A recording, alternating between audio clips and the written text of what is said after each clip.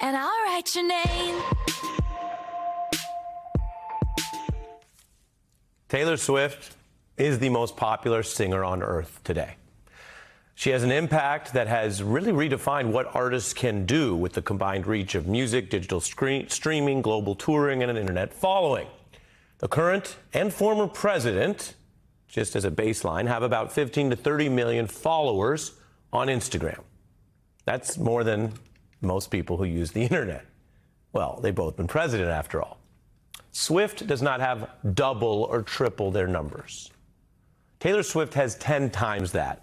280 million followers on Instagram, many millions more across other platforms. Her popularity and pretty golden image is in demand by basically every top entity you can think of, from the richest companies in the world like Apple, to brands like the NFL, to heads of state, to politicians. And right off top, I'll tell you, Donald Trump tried to lie his way into a Taylor alliance this year. It was just earlier in this campaign season when Donald Trump falsely claimed he had Taylor Swift's backing because he wanted it. And he thought confusing even some people about that would help him because he knows Taylor Swift is a huge deal. He posted some amateurish AI images with those false claims online. And we'll come back to that in a moment because it hurt him. But first, the news that rocked the political and musical worlds just on debate night. Taylor Swift coming out on the big night to back the Harris-Walz ticket officially, and not just in, say, a little statement to the political press, but owning it and blasting it to all of her followers online. The endorsement of every politician's wildest dreams, the most famous cat lady in the world. One voter ready to speak now. Taylor Swift is now in her endorsement era. Get it? I'm a Swiftie. Donald Trump is going to have a hard time shaking off that debate. She has 283 million Instagram followers. I don't think you know about this. And she says, quote, "I will be casting my vote for Kamala Harris and Tim Walz." I am incredibly grateful, first of all, to Taylor Swift. I say that also as a cat owner, a fellow cat owner. I'm so tired of running as fast as I can.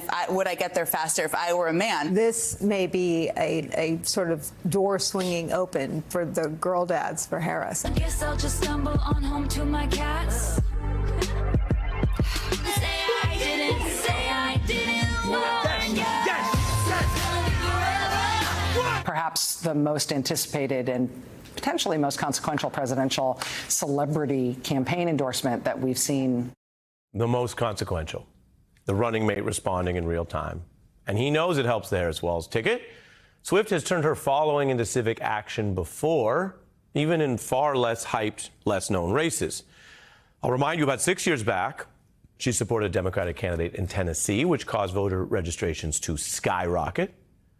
Even her nonpartisan reminders and appeals that people should vote have helped surge new voter registrations, like last year. And she has even, in her own work, shared the regret she says she later felt when she sat out past races, even though her values and women's rights were on the line. Taylor Swift comes out against Trump. I don't care if they write that. I'm sad that I didn't 2 years ago, but I can't change that. I'm saying right now that this is something that I know is right, and you guys, I need to be on the right side of history. And if he doesn't win, then at least I tried. The right side of history, at least I tried. A lot of people in politics could learn something from her right there. Now, Republicans and the MAGA crowd had only dialed up the pressure on Swift since then, which again is a sign they view her as a threat, as someone who can affect their power and campaigns.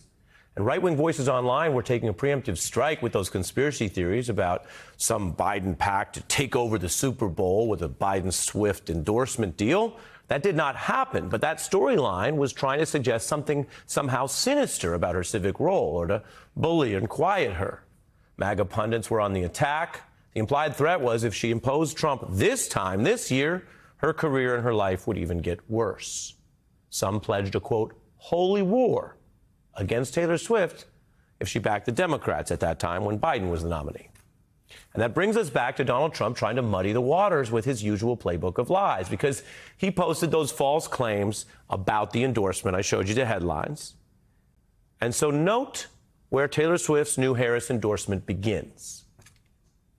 She calls out Trump's abuse of those AI images to falsely suggest that she had somehow endorsed Trump's presidential run, and noting that he's responsible for those lies because it was posted to his site. And she begins with a clear rebuttal in this time of misinformation, which is something that people in the public eye face, her and people in politics. Quote, "The simplest way to combat misinformation is with the truth." And she shares her truth, outlining her support for Harris and Walz, contrasting their calm to Donald Trump's chaos. You see, where she says there, we could be led by, quote, calm and not chaos. And I'll say something else here. I'm talking to you through TV, which is an older medium. Old school communications tend to be one way and at a distance. But the world's changing. Taylor Swift is a sophisticated leader and user of the tools today, which are far more direct, two-way, participatory. And so it's not random, but quite striking that she used a very particular message to get into the weeds of action within the same endorsement announcement, telling her huge fan base, which could include people who may not have done this before, that first-time voters have to remember, in order to vote, you have to be registered. If you've never done it before, you might not know that. And so she is getting ahead of that in a participatory way. And then she signed off now memorably as a childless cat lady, a reference to J.D. Vance's sexist attack. And of course, this post features her and her cat, which is a Swiftian twist, which makes this post even more catchy, more memeable, and also hoist Vance's infamous, stupid, misogynistic phrase on his own petard. As Swift once sang, karma's a relaxing thought. Aren't you envious that for you it's not? And that applies very clearly politically to J.D. Vance right now, the loser of this endorsement primary. Also applies to Trump backer and billionaire Elon Musk, who today responded by musing about, quote, giving Taylor Swift a child.